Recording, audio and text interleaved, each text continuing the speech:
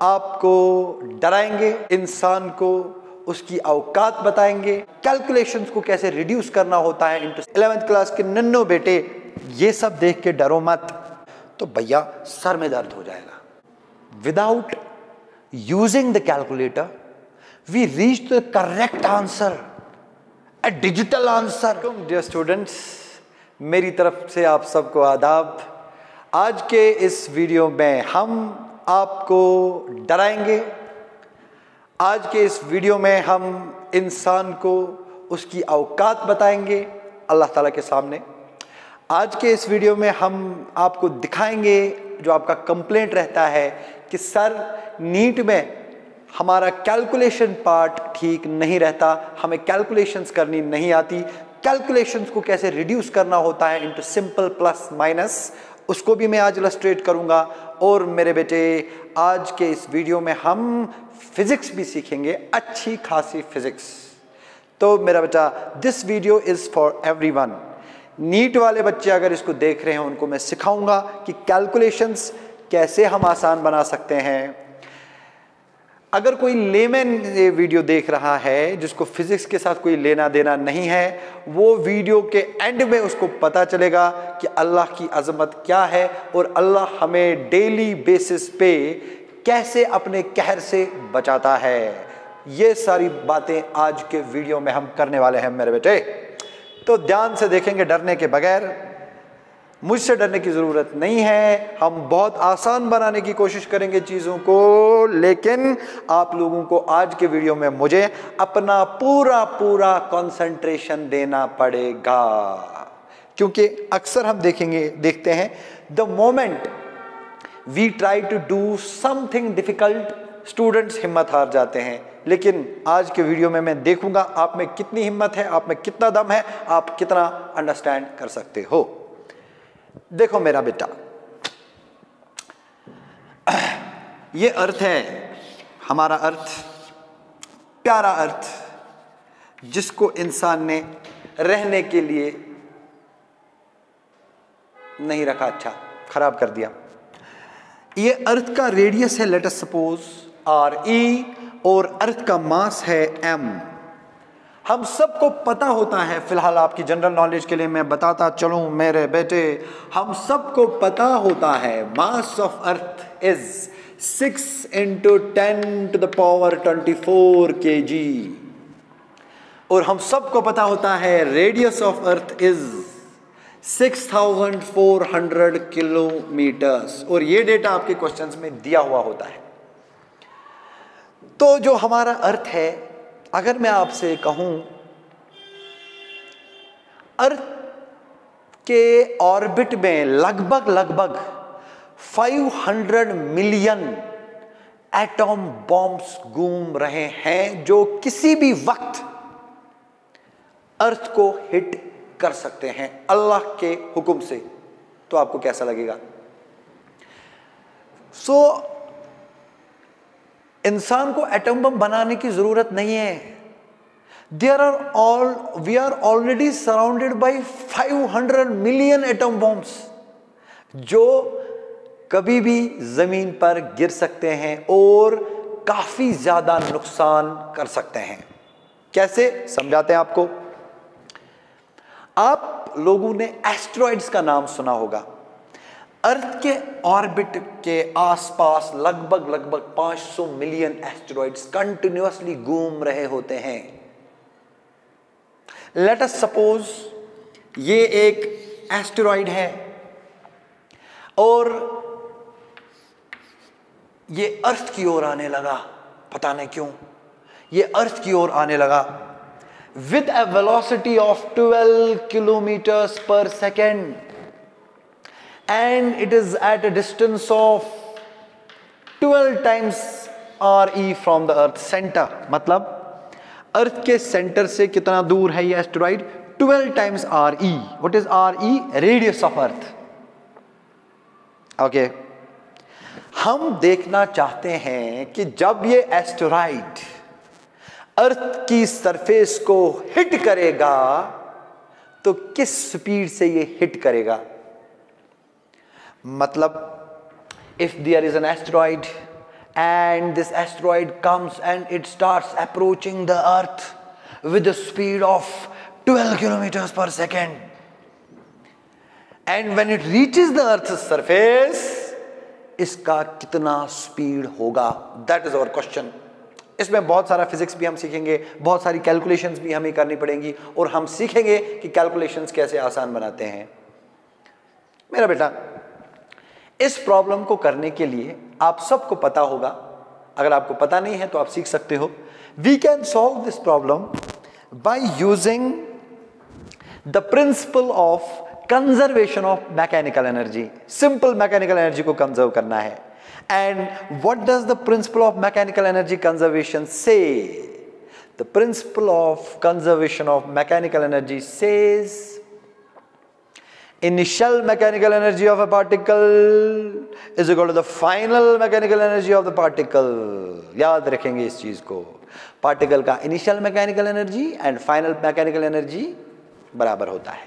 By the way आपको बताता चलूं, जब हम इस प्रॉब्लम को सॉल्व करेंगे तो हम एज्यूम करेंगे कि अर्थ के आसपास कोई भी एटमॉस्फेयर नहीं है. ये it is just an assumption, आपको मानना पड़ेगा. चलो भैया करते हैं. देखो मुझे बताओ, ये जो एस्टेरॉइड है जब ये हमारी ओर आने लगा, इसका वेलोसिटी कितना था? 12 किलोमीटर पर सेकेंड. क्या आप मुझे इसका मैकेनिकल एनर्जी बता सकते हो? आप बोलोगे सर कौन सी बड़ी बात है, मैकेनिकल एनर्जी होता है kinetic energy of the particle plus the potential energy of the particle. तो हम लिखेंगे मेरे बेटे ME1. What do you mean by ME1? Mechanical energy initial is equal to, इसका वेलोसिटी 12 किलोमीटर पर सेकेंड है तो इसको मैं लिखूंगा, let us suppose it is VI. जरा बोलो बेटे काइनेटिक एनर्जी क्या लिखोगे आप? Is equal to 1/2 of MVI². ये हो गया इस एस्टेरॉइड का काइनेटिक एनर्जी. अब हमें लिखना पड़ेगा इसका potential energy. Potential energy, gravitational potential energy हमेशा नेगेटिव होता है, तो हम लिखेंगे माइनस. फॉर्मूला याद करो, फॉर्मूला याद करो दानिश बेटे.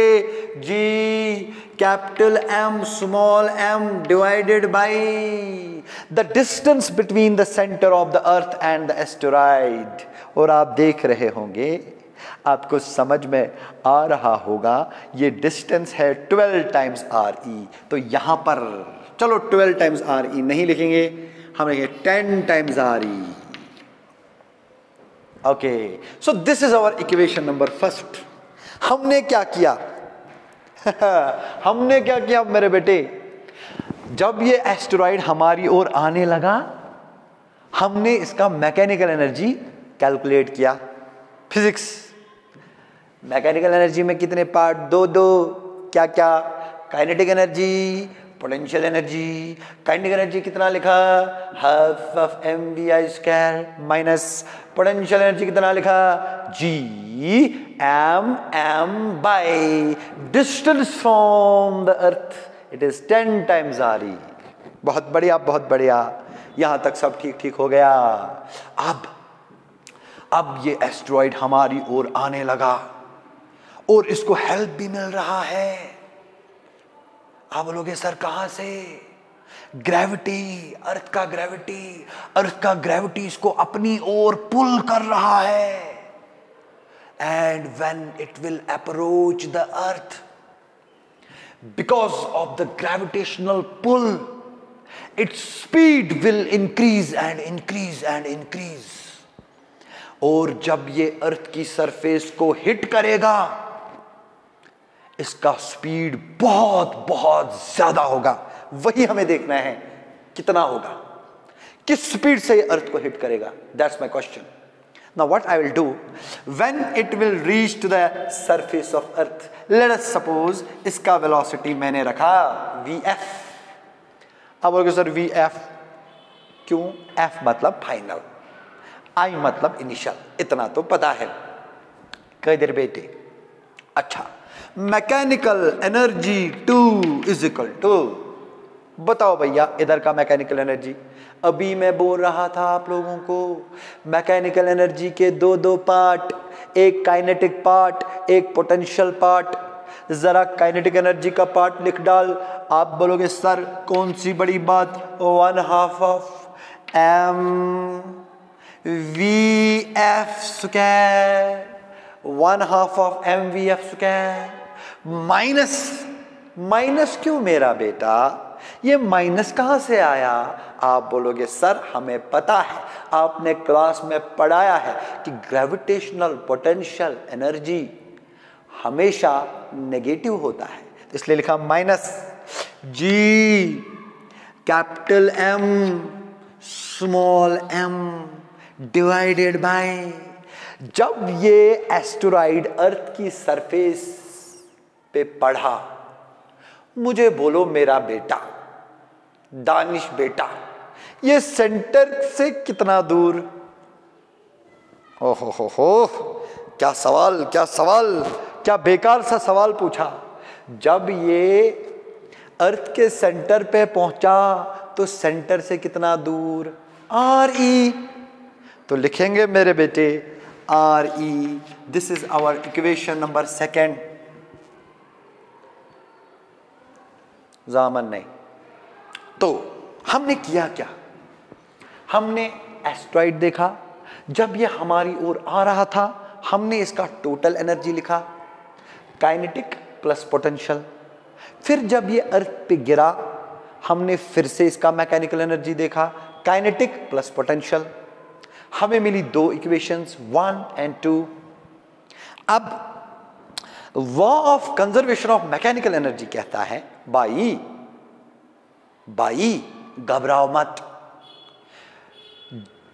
जब एक पार्टिकल ग्रेविटेशनल फील्ड में चलेगा तो इसका मैकेनिकल एनर्जी कांस्टेंट रहता है। मतलब initial mechanical energy is equal to the final mechanical energy, that's it. इसका मतलब हमें ये 2 इक्वेशंस को इक्वेट करना पड़ेगा। कैसे करेंगे हम लिखेंगे बेटे 1/2 ऑफ equation 2 mvf square minus gm by RE is equal to मेरे बेटे 1/2 ऑफ डरने का नहीं mvi square minus g capital M small m divided by 10 times RE। ये इक्वेशन।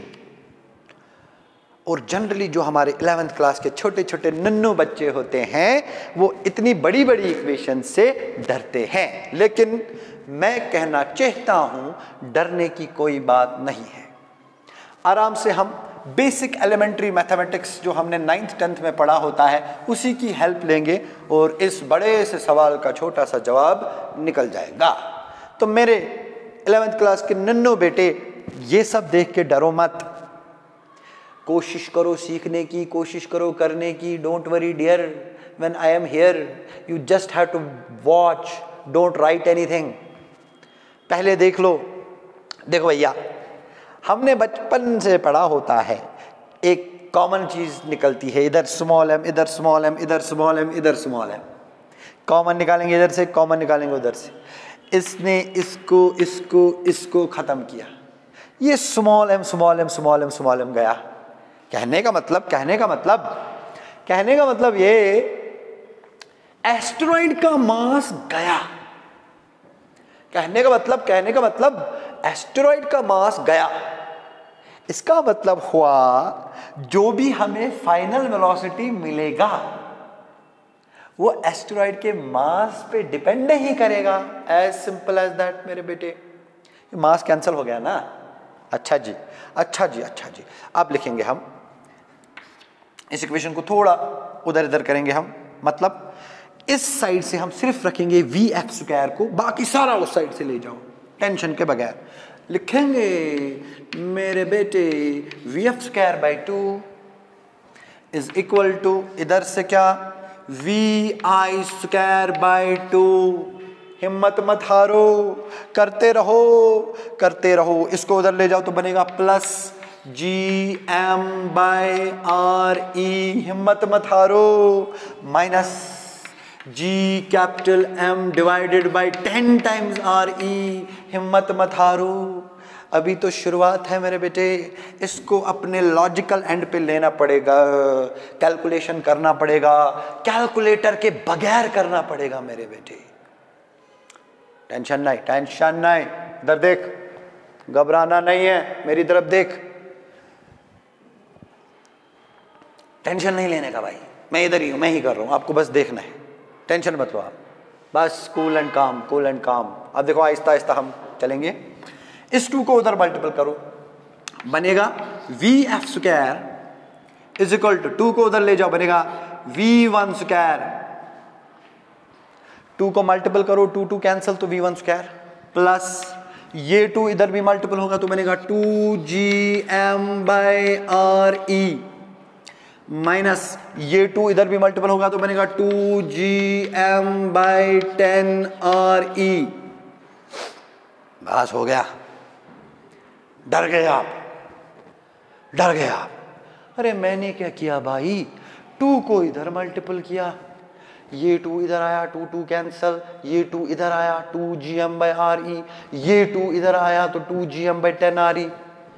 कुछ खास तो किया नहीं मैंने, 2 से मल्टीपल ही तो किया बेटे।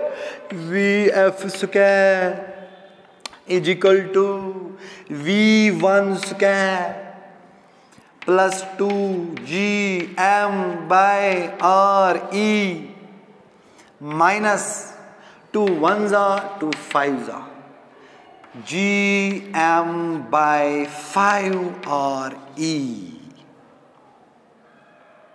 ये देखो 2GM/5RE, ये आपका सिंप्लीफाइड वर्जन। अब देखो बेटे, VF square is equal to V1 square plus, जरा ये GM/RE कॉमन निकालो, GM/RE हमने कॉमन निकाला, अंदर बचा, डांस से मेरी ओर देखेंगे, मैं आपको लास्ट में सिखाऊंगा कि कैलकुलेशन कैसे रिड्यूस किया जाता है। 2 माइनस 1/5, 2 माइनस 1/5, यहां तक आप सबको समझ में आ गया? चलो बेटे, बहुत बढ़िया, बहुत बढ़िया। देखो मेरा बेटा, अब इसको हम ऐसे लिखेंगे, VF square is equal to V1 square plus GM/RE multiply by 5 2s are 10, 10 minus 1 is 9/5। बस देखो मेरे बेटे, अगर नीट में कितना भी कोई अच्छा बच्चा क्यों ना हो, जिसको फिजिक्स में बहुत अच्छा होल्ड भी है, वो भी बाद में इस इक्वेशन पे अटक के आंसर तक नहीं पहुंच पाता। यहां तक ठीक है, यहां तो कोई मुश्किल काम नहीं है, लेकिन यहां मसला है। मसला क्या है? V1 दिया है कितना? 12 किलोमीटर पर सेकेंड। बहुत बढ़िया, इधर हम V1 के बदले 12 किलोमीटर पर सेकेंड डालेंगे, मगर मसला है ये G का वैल्यू है 6.67 इंटू 10⁻⁻12। मसला है ये M इज 6 इंटू 10⁻24। मसला है ये RE, इट इज 6400। जब ये सारे वैल्यूज आप इक्वेशन में डालोगे ना, तो भैया सर में दर्द हो जाएगा, आपका ये सवाल कभी सॉल्व ही नहीं होगा, क्योंकि उतना ज़्यादा कैलकुलेशन करना उतने कम टाइम में बहुत बड़ा मसला बन जाता है ज़िंदगी में। तो इसलिए हम क्या करते हैं, हर किसी चैप्टर में कुछ बेसिक वैल्यूज होते हैं, and you can convert every question into those basic values. वो हम आपको क्लासरूम में सिखाते हैं। हर किसी चैप्टर में, जैसे ग्रेविटी हो गया, इलेक्ट्रोस्टैटिक्स हो गया, बाकी चैप्टर हो गया, कुछ बेसिक मिनिमम कैलकुलेटेड वैल्यूज होते हैं जो हमें याद रखने होते हैं, और हर किसी क्वेश्चन को उन बेसिक कैलकुलेटेड वैल्यूज में हम कन्वर्ट कर सकते हैं बाद में। जैसे क्या कैलकुलेटेड वैल्यू मैं आपको बताता हूं। ये जो Gm/re है ना, Gm/re, Gm/re, Gm/re, लगभग ग्रेविटी के 90% क्वेश्चंस में आपको ये वैल्यू मिलता है। 90% क्वेश्चंस में ये वैल्यू मिलता है और यही आपको फंसा देता है। तो अच्छी बात क्या है बेटे, उतना खास कुछ था नहीं, इसका वैल्यू हमें याद रखना चाहिए। What is capital G, capital M by capital RE? We should remember this once for all, so that we can get those questions very easily. तो इसका वैल्यू होता है 62.7 किलोमीटर पर सेकेंड। बस अगर ये बेसिक वैल्यूज आपको दिमाग में रहे हर किसी चैप्टर में, तो बहुत बड़े बड़े कैलकुलेशंस छोटे हो जाते हैं और हम कैलकुलेटर के बगैर वहां क्वेश्चन सॉल्व कर पाते हैं। This is the difference between an average student and a smart student. Otherwise it is never on earth possible कि आप इस चीज को वहां क्लास में कैलकुलेट कर पाओ। आप अगर मैथमेटिक्स के विजर्ड भी हो ना, तब भी ये कैलकुलेशन आपको वहां परेशान करेगा। तो घर बैठ के आप परेशान हो जाते हो कि सर यहां तक तो हम पहुंचे, लेकिन यहां से आगे हमने वहां कैलकुलेट ही नहीं हुआ। अब जो स्मार्ट स्टूडेंट्स होते हैं, जिनका सिलेक्शन होता है, उन्होंने ये वैल्यूज पहले ही अलग से निकाले होते हैं, उनको पता होता है किस चैप्टर में कौन से वैल्यूज बार बार पॉपअप हो जाते हैं, वो उनको एक ही बार में काम तमाम करके रख देते हैं। जैसे Gm/re, ग्रेविटी का कोई भी अच्छा प्रॉब्लम उठा करके देख लो, ये Gm/re आपको मिलना ही मिलना है। तो क्यों ना इसको एक ही टाइम पे one time solution, one time problem, one time solution, याद रखो इट इज 62.7 किलोमीटर पर सेकंड। कहानी खत्म। अब देखो कितना जल्दी होगा। Vf² is equal to V1, कितना दिया V1 12, तो लिखेंगे बेटे 12 का होल स्क्वायर, प्लस करेंगे मेरे बेटे, प्लस करेंगे मेरे बेटे। अभी मैंने बोला Gm/re it is 62.7 multiplied by 9 divided by 5. 5 ones are, वो तो आता है Nannu, 5 ones are 5, 5 twos are 10 and 5 fives are 25. Approximately it's 12.5. बहुत बढ़िया। Vf² is equal to 12 का स्क्वायर हो गया भैया 144 प्लस 12.5 इंटू 9, जरा करो मल्टीपल में ही सिखा दो। 9 5s are 45, 5 इधर, 4 कैरी, 9 2s are 18, 18 plus 4 22, 2 इधर, 2 carry, 9 1s are 9 2, 112.5. Okay, so Vf² is 144 plus 112, it is 6 5 2, 256।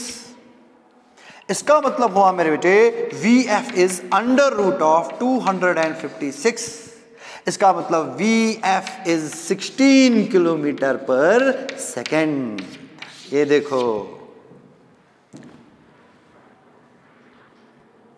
without using the calculator we reached the correct answer, a digital answer, 16 kilometre पर second.